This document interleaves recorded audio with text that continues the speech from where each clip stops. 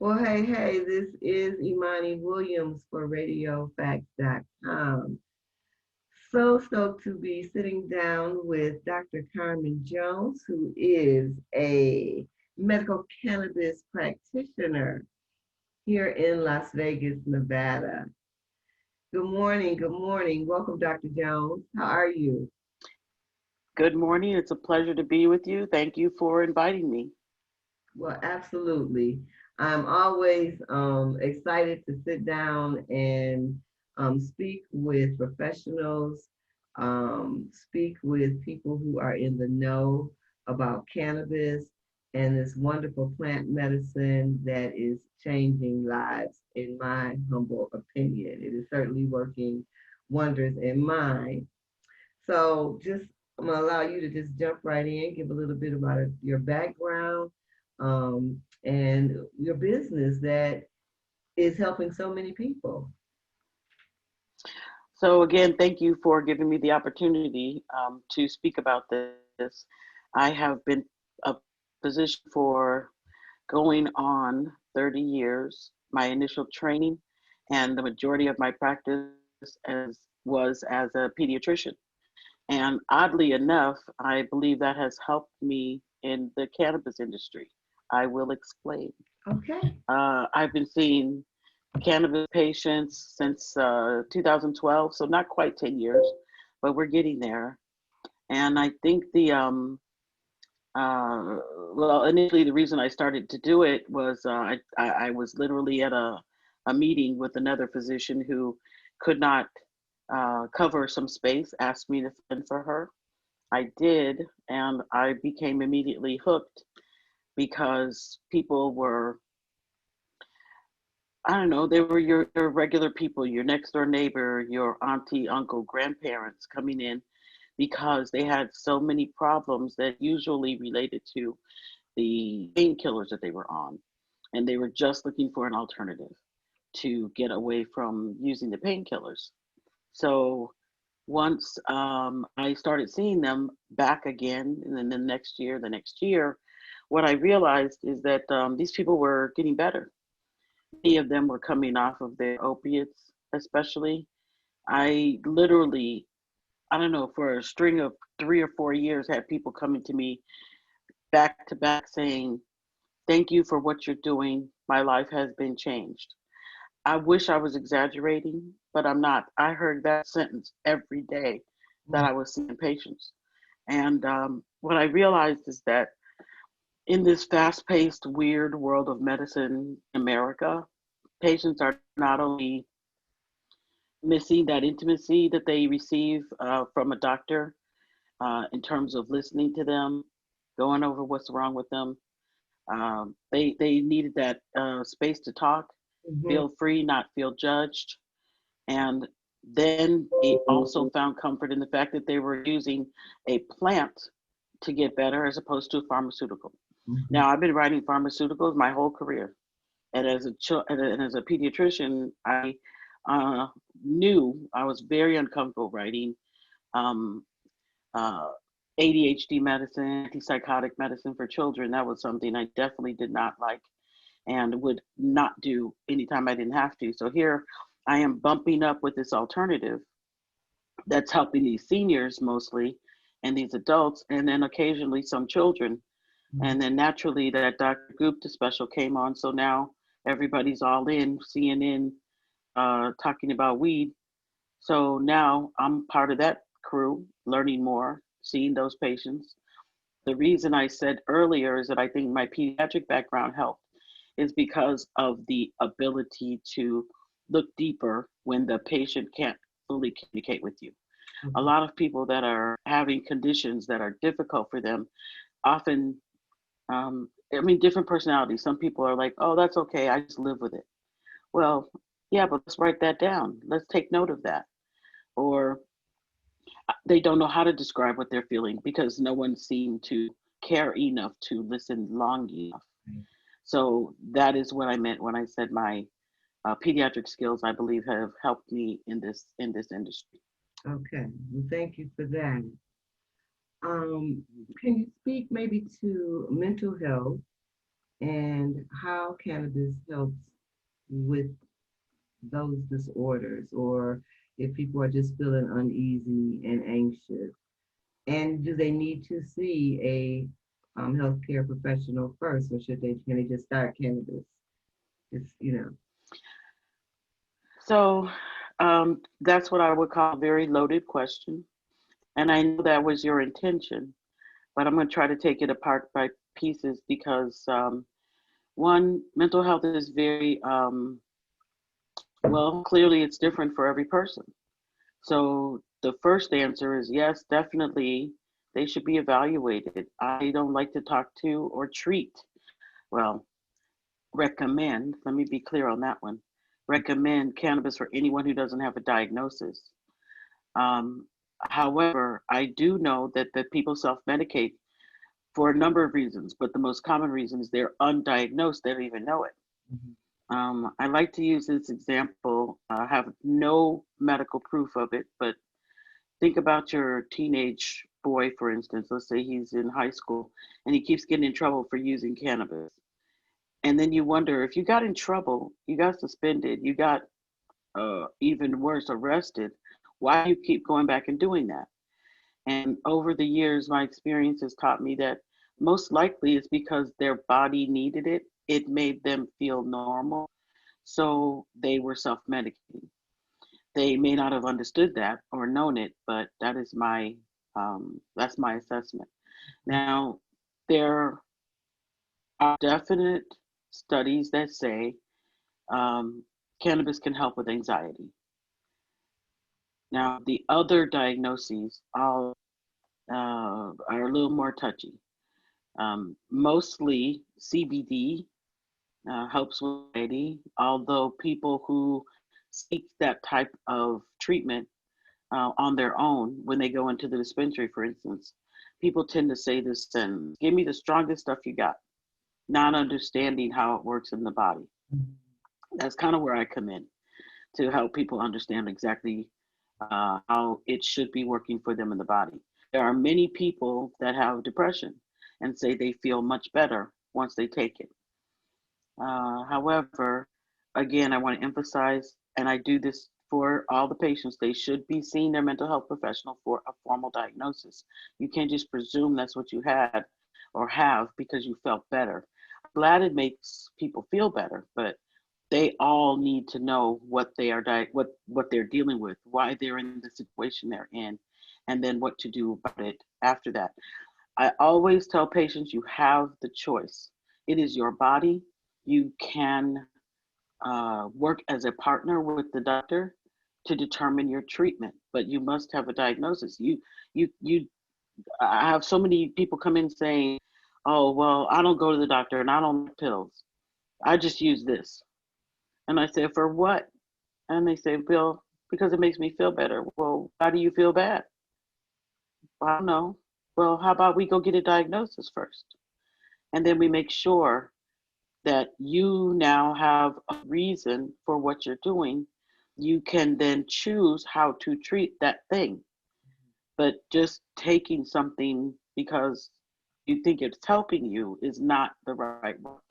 So, diagnosis, well, first of all, evaluation, physical examination, make sure your blood pressure is good, get everything looked at, diagnosis. Now you have a choice of treatment.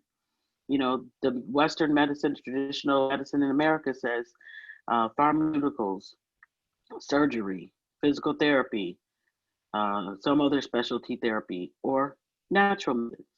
So Mhm. now you got five choices. You and the doctor sit down and talk and say, "Hey, doc, I don't think this is what's best for me. I don't want to take a pill. I think I'd like to go the natural route." Your doctor's either going to be like, "Great, have at it," or "Get out of here. I'm not trying to talk to you about that because I don't know." And that's the real, they don't know. Mhm. Not something that we are trained in. But so who cares what they say? It's your body. You have the option of choosing how you want to treat a thing, and that is what you should do. So that's about the time they see me, Mhm. and they're and then they then we talk about what's the best type of cannabis for them. Uh, there are certain conditions in the mental health realm that should not be taken lightly in terms of just randomly using cannabis. And the one that comes to mind most is schizophrenia, or what we call schizoaffective disorders. Mm-hmm. And a lot of that has to do with the hallucinogenic nature of the disease. And some cannabis can definitely send them in a different direction. So, can you hear that beep? I can't. Okay, I had a, okay. Um, I feel like I want to turn it off, but I don't know how to on the screen. Anyway, schizophrenia especially, or diseases that are in that family. Mm-hmm. There are certain cannabis strains that could definitely cause more trouble. And the fact is, I do not like trial and error cannabis use, although I realize that that's probably what 95% of the people do. Right, right. So that now we close it. Okay. Mm, uh, there you are. Yes, I'm here. Okay. Hi. Hmm. Right. So yes, different strains, and you almost have to, it is kind of, hit or miss, maybe the first few times out when many people don't even know the difference between an indica or a sativa, or what what terpenes they need um, to treat what they need help with. So there has to be some trial and error, I guess. No, there doesn't. There doesn't. Okay, please school me. Yes, I'm here to learn too. It doesn't. So that's kind of, no, ma'am, that's where I kind of come in. After several years now of seeing cannabis patients, and by the way, when I say seeing them, I've spent time certifying them to get their medical cards. Okay. But in that time, I've come to learn that there's so many deficiencies in the industry. First of all, my colleagues don't know about cannabis, so they can't really go to their doctor.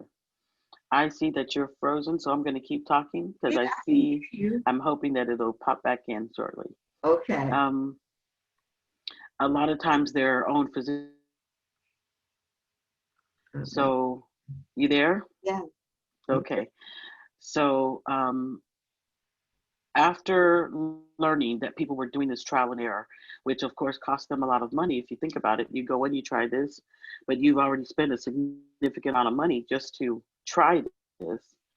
Um, uh, I have formed a company. We call it Wildflower Medical Consultants. Okay. And what I do is I take the extensive medical background, including what you're here for today, why you want to use cannabis, what your medical history is, your surgical history, all the medicines that you're taking, and then I consult with my cannabis analyst, and this is a person that I know is sort of expert in cannabinoids, and terpenes are included in that group. So you just mentioned indica sativa. That is what we call the genetics of the plant. That doesn't necessarily have anything to do with up or down, just like people believe it does.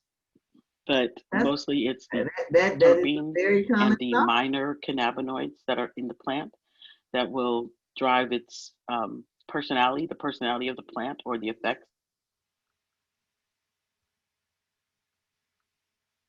medicines you're taking, what conditions you have.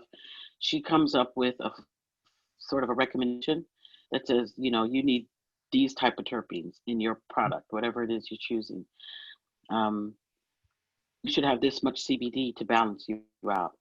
You don't need a whole lot of THC, but you need more CBD. Mm-hmm. You need this terpene profile. And then the final, well, almost final position that we take is we send you to our wellness coach. We actually call her a healing mentor because we want you to participate in your own care. And that person is a certified wellness coach, and she takes you through, your diet, your nutrition, your exercise, whatever supplements you might be using. How is your life? Do you smoke at all, or do you prefer to eat? Is some other form of cannabis better for you and your condition? Let's say, you have no desire to smoke at all, which of course I'm totally okay with, because anytime you light something on fire, you get a whole lot of other particles. Even though it is still the plant, you get a lot of other particles as a result of the combustion of the plant, that are not healthy for you. Mm-hmm. Uh, and so, based on lifestyle, your condition, your preferences, that is then sort of the final recommendation that's given, including meditation, maybe essential oils, that all may help you. I had a patient, she's actually a fellow physician, and she deep lymphatic massage to clear energy channels. Well, I don't know anything about energy channels, but she does. Mm-hmm. And literally within 2 days, my physician friend is like, "What have you given me? What is this I'm feeling? I feel better than I did before I got sick." So the combination of the uh, sort of mind, body, spirit was put into effect in real time, for that particular client and all of them. And then we've also partnered with a therapeutic massage therapist, and for those people who need a little more help, a licensed clinical social worker. So I kind of have referrals set up for those people should they need more, because the wellness coach is just that, the wellness coach. She's not a therapist. Okay. However, she ends up listening a lot as one. Mm-hmm. So, on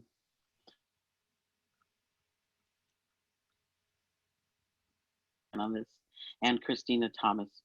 And Christina, in particular, has done a tremendous job in spreading the good news of cannabis, because she uses it herself, has figured out a way to actually heal herself. She has several conditions, and that is what medical conditions that has led her to the cannabis world as well. Yeah. Yeah. She has an incredible story. Incredible story. Mhm. Wow. So the problem is, convincing people that they need all of that just to use cannabis. I would say they need all of that to do anything. Okay. Whatever type of treatment that they have. I think that's the missing link in medicine today. We're talking. Someone goes in with a headache and they get a prescription, but they don't get much else. Right. So what we just send them off, and then they go to their next specialist and they get another prescription, but nobody's integrating. So there's actually this field of medicine called integrated medicine, and this is what I'm referring to. Okay. And so as soon as I get better, Mm-hmm. herbal medicine too, I'm just not quite there yet. Are there any trends that you see right now that are just like particularly popping in the cannabis industry? Yes. Particularly with COVID. Okay, so two different things. So let me answer the first question about the trends. Um, Probably the biggest trend that is there now that have not, I do not have positive feelings about, is the CBD trend.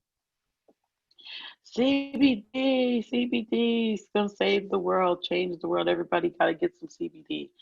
Stores popping up everywhere. People calling themselves, patient advocates of sorts. Um, it's a problem to me. I think that isolating one cannabinoid out of a plant that has well over 80 to 100 cannabinoids in it, and saying this is it, this is the holy grail, is deceptive. So I am a believer in the whole plant. I don't care whether you prefer to be high or not. That is not my concern. Um, I do get concerned that people use the CBD, say, "Oh, it didn't do anything for me. So this is crazy. It doesn't even work," when they didn't understand what it was they were doing in the first place, or why they didn't only need one cannabinoid out of the whole plant, isolated. So I get it. America needed to have sort of a ramp to cannabis. And this may be the benign way to do it because you can tell your grandmother, this won't get you high. This is the medical part of it. And then, maybe in 2 months she'll try something with THC in it and be better.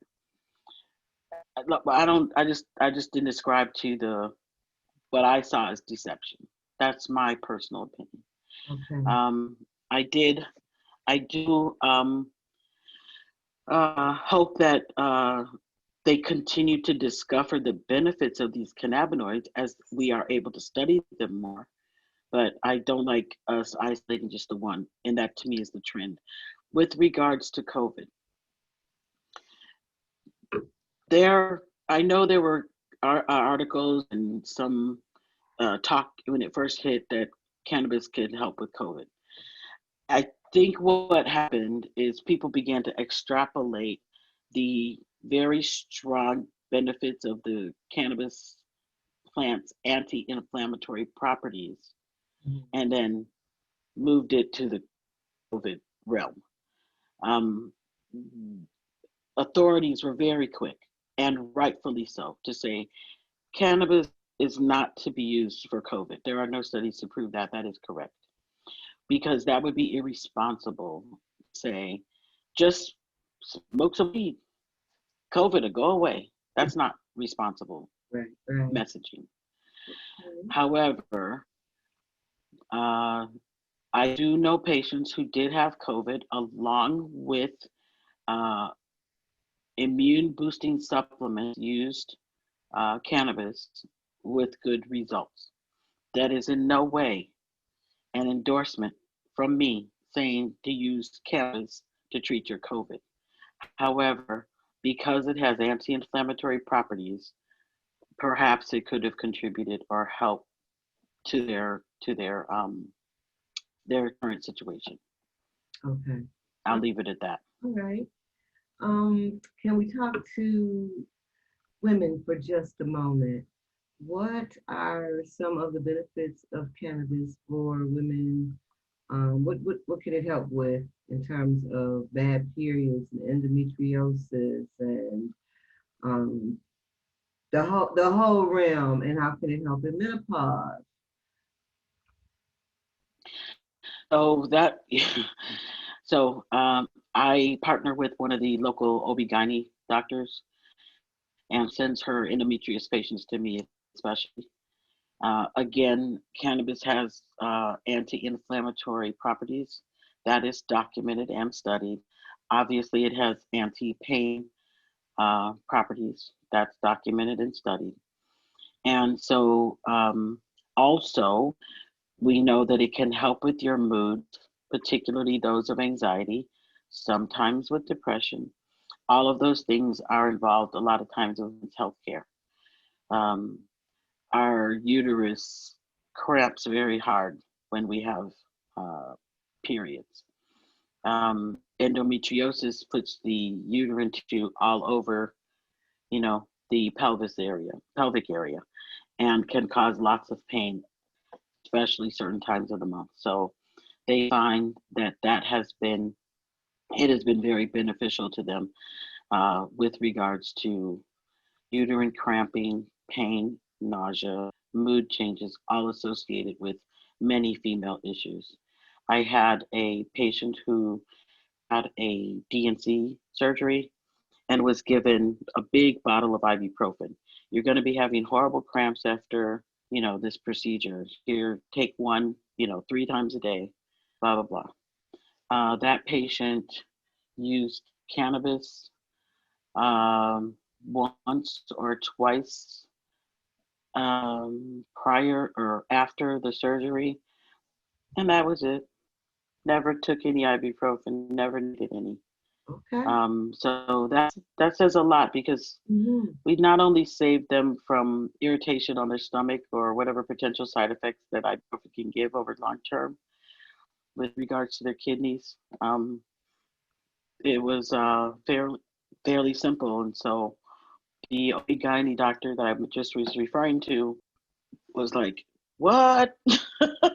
How was that possible?" I said, "I don't know, but that's what the report was."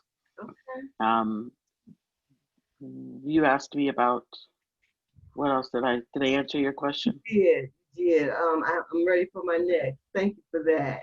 Go ahead. So, Dr. Go ahead. Um, you have a strong background as a former pediatric doctor. So, my question is for young women who might be pregnant. And I do know some who did their own research and said, for my conditions that I live with when I'm not pregnant, I am going to consume cannabis in some form during my pregnancy. I know my Okay. body. So, Wait, you'll have to start over because you were frozen. I didn't okay, hear the question. all right, I'm sorry. My question is your advice as a former pediatric doctor for pregnant moms who, because of their conditions, their chronic illnesses that they live with when they're not pregnant, feel that it is in their best interest with their research that they've done to consume during pregnancy. And I know that is that is controversial, but I think it's an important question. Um, Okay. yeah. So that's what they call put me in a box. Um, there are studies. So let me start by saying, in general, there is no American doctor that's going to recommend or say, yeah, go ahead, have all of that, smoke what you like while you're pregnant. That is not going to be encouraged anytime soon. However, there was a recent study out that showed um, there was no ill effect to the newborn child being exposed to cannabis in utero. Um, I even hesitated to send that to my OB-GYN friends because I don't feel like fighting today. But um, I think they're going to have to reckon with it because not only have they preached that for a very long time, people have had their children taken away in the past because they tested positive. That cannot be the case anymore. Mm-hmm. So I think that they're going to have to reckon with it, but it's going to take a little time. But no way today will I encourage anybody to use cannabis, whether it helps them or not, from an official place that I sit today. I do know that it can help. I've talked to other doctors, one, in fact, who did his PhD work on cannabis and um, pregnancy, morning sickness. Mm-hmm. Um, and he understands that it helps, but we don't live in that society yet. Okay. So you're going to get the official doctor answer from me today, Mm-hmm. knowing that they are looking at it. Okay. Well, thank you for that. Thank you for that. Because I know a lot of people are trying to be healthier and be as healthy as they can be, but still manage pain. Um, so thank you. Well, let me add one other part of that. I think part of it is there are people who are responsible, conscious, using this as herbal medicine. Mm-hmm. But how do you know if that's what your patient is doing or if your patient just happens to use cannabis along with other substances? It's sort of like the argument that about spanking your child. Well, you may have one parent that's responsible and knows how to discipline with a little pat on the butt. Then you have the one that's going to go way to the left and be in a child abuse situation Mm-hmm. good, the greater good of the population, not the one situation. And so when I say we are a long way from physicians allowing pregnant mothers to use cannabis for nausea or for vomiting, morning sickness, or even pain, because you don't know who's responsible from a public health policy or who used it along with their crack to come down. Right. Well, I would Okay. like to, I guess in an ideal world, I would like to have that um, patient doctor relationship be able to be open enough so that I can tell you um, that, yeah, I'm taking something, I take what I need to take for migraine headache. I smoke weed because it helps with my anxiety, and I'm blue a lot. Nobody, and I know I should probably go get checked out, but I know like depression runs in my family. And I'm pregnant, and I think that it would help me while I'm pregnant. You have to know what I take as a patient so that you can help me and guide me in the Okay. right direction. And if I'm not, if I don't feel comfortable enough to be honest because somebody is um, not gonna give me what I think I need, or we're not gonna be able to have a real conversation about it, like it's just gonna shut down. Um, I see that kind of as problematic, particularly for a lot of women who are of childbearing age right now, who have a significant So number of issues going on. you broke up a little bit, but I believe I caught the gist of what you were saying. Okay. And that is exactly the problem. In fact, it's the problem I was speaking about earlier when I said you are, as a patient, should be participating in your own care Mhm. or a partner in your care. What I have learned is even the most confident people are intimidated by their doctor. That's heartbreaking because we should be helping you, not scaring you. Right. We should be helping, not so much judging. Hmm. We should be able to have conversations, not be talked to. And so, Yeah, yeah, unfortunately, that is not the have people who have trouble, telling their doctor what they're doing. because we didn't But even again, factor in the mental health issues that might be with the physical. We didn't even get to that part, and we know that's a huge part of the conversation. If we're talking about well, transparency, because I need you to understand what I'm asking for, and I need certain chemicals, and others aren't going to work for me, and how can we do this as natural as possible? well, again, you have to choose wisely. So I tell people if your doctor's not working with you, find another doctor. Hmm. They'll get it after a while. If they are sitting in the office with no patients, they're going to have to figure out how to change. Right. Agree. Or, you find a better doctor, Hmm. or not necessarily better, but one that suits you, one that's, you're able to feel comfortable with and talk to. So, I have people saying all the time, can you be my doctor?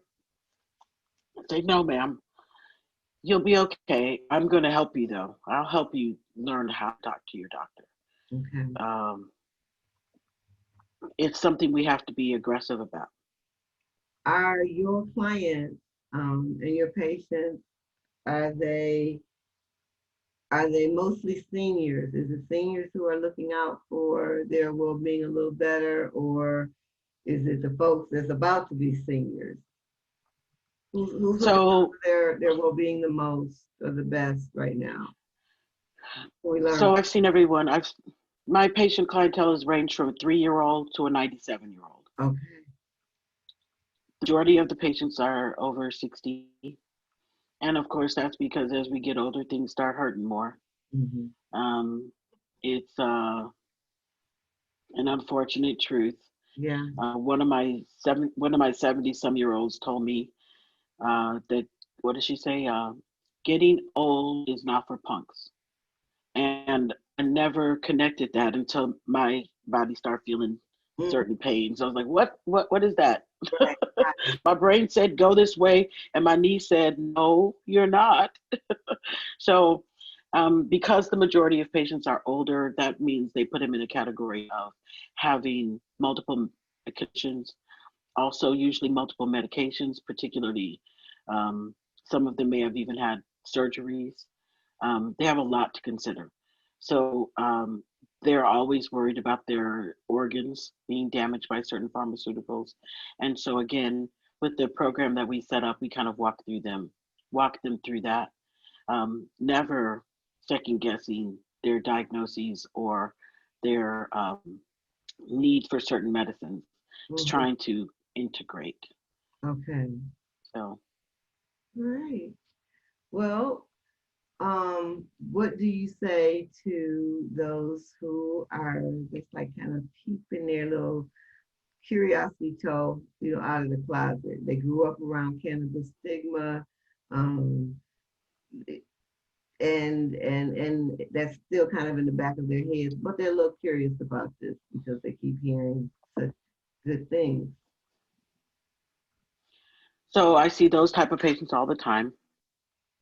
My favorite is the former police officer, the preacher, Mm-hmm. and the black grandmother. Those are the people that have raised the most sand, I'll say, about cannabis use.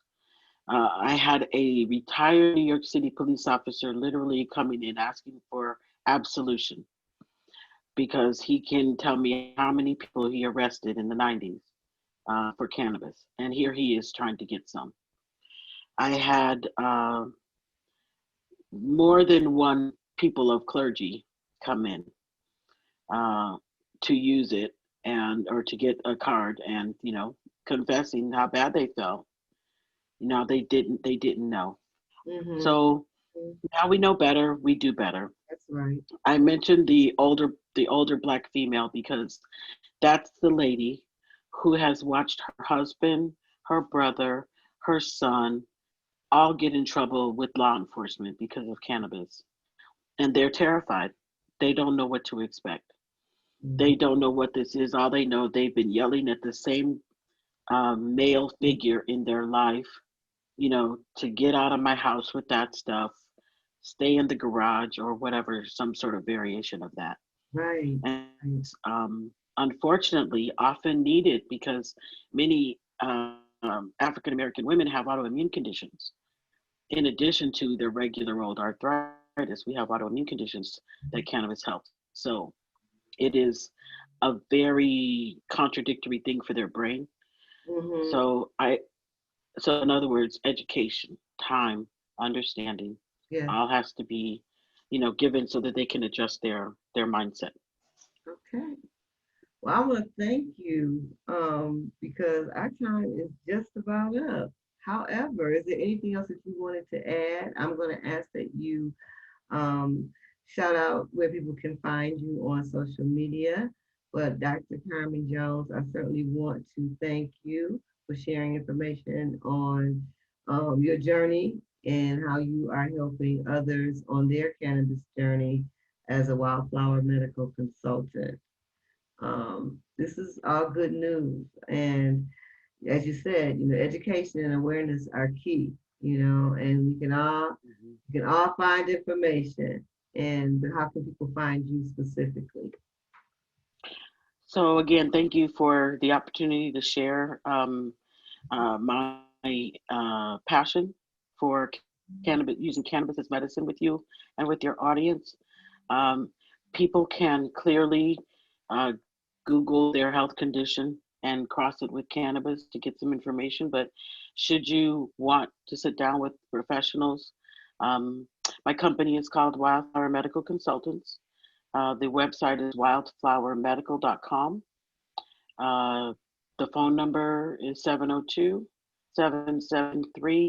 702-773-1144. It's on the website. We're on Facebook and Instagram, although not as good, not as good as I should be on those. But we do a full comprehensive evaluation. And again, this is mostly for consultation for what's best for you in your condition. Um, my two partners are amazing. And again, we have outreach to other sources should you need it. Um, and you'll be happy you paid for it. Right. All right. I'll leave it at that. Okay. Well, hey, yes, thank you so much for sitting down with me this morning and sharing all this wonderful information. All right, Thank you for having me. I will let you know when I have a link for you. Thank you, Dr. Okay. Cruz. All All right, right. Very good. oh, Nice talking to you. you too. Bye bye.